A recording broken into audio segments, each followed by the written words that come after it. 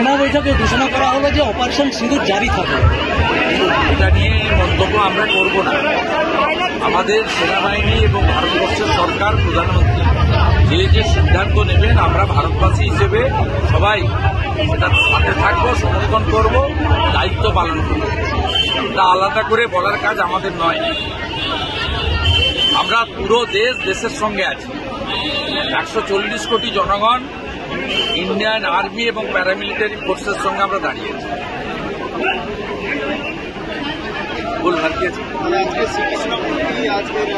দেখুন, এই গীতা মন্দিরের শতাব্দী প্রাচীন ঐতিহ্য রয়েছে। এই গীতা মন্দিরেতে পঞ্চকোটি বৃক্ষ রয়েছে। এখানে অনেক অতীত দিনের ইতিহাস আছে। নন্দীগ্রামের ইতিহাস যারা লিখেছেন সেই ইতিহাসের বইতে ছত্রে ছত্রে গীতা মন্দিরের কথা উল্লেখ আছে। এটা একটু এখানে সনাতনী প্রক্রিয়া অনুযায়ী নিত্য পূজা বা এইসব হতো। তো আমি 21 সালের পরে এসে এখানে জগদ্ধাত্রী পূজা হয়।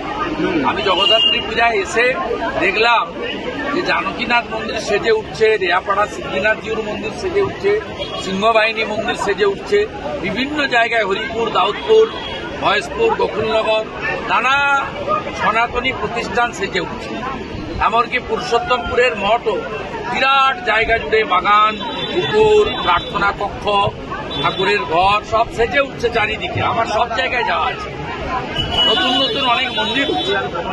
তাই এই গীতা মন্দির অবহেলিত থাকবে কেন?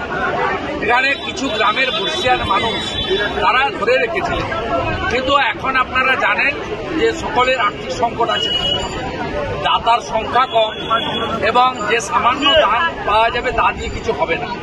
সেখানে আমি ঘোষণা করেছিলাম দুটো কাজ করব। একটা, পঞ্চকোটি বৃক্ষকে সেটাকে সুন্দর করে বাঁধিয়ে সাজিয়ে দেবো। তার জন্য 11.5 লক্ষ টাকা 23 সালে অনুমোদিত হয়েছে, কিন্তু ইনারা কাগজপত্র দিতে পারেননি বলে রবীন্দ্রবাবু খানিকটা অসুস্থ ছিলেন। সেই কাজটা আটকে আছে, সেটা কাগজ দিলে টেন্ডার হয়ে যাবে, কাজ হয়ে যাবে।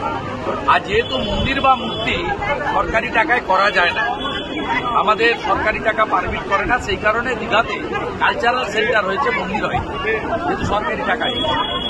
সেই জন্য এখানে মন্দিরের রিপেয়ারিং তারা নিজের অর্থে করেছে। তার 2,20,000 টাকা দিয়ে ওনাদের চয়েস করা 3.5 কোটি প্রচুর রাজস্থান মার্বেলে ভগবান শ্রীকৃষ্ণের একটি অপরূপ